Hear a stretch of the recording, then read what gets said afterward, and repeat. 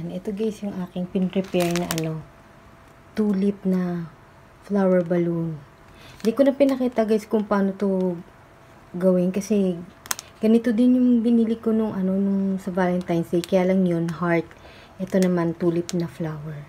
Murang-mura lang to guys, pero tingnan nyo naman mukhang mamahalin, di ba? Tapos ang cute pa niya, hindi pa agad malalanta. Yung mga walang budget, di ba? Tapos ito naman yung singsing. Ayan. Itong singsing. Yan yung aking ibibigay kay mother. Surprise. Twinnie kami. Twinnie kami ni mother. Ayan siya. Ganyan yung kanyang style guys. Murang-mura lang yan. O diba? Kahit mura lang yan. At least nakaalala magbigay. Yan. Ganda.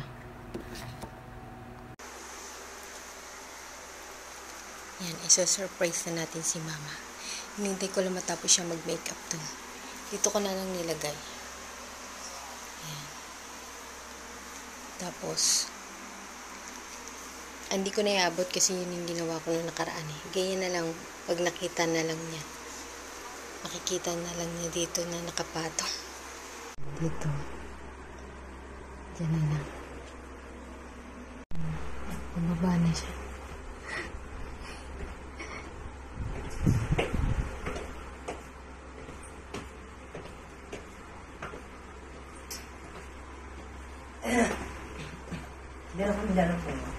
Ha? Ayun o. Happy birthday. Hindi, iba yun. Saka ayun yung singsing. Twinnie tayo. Twinnie. Picturean kita.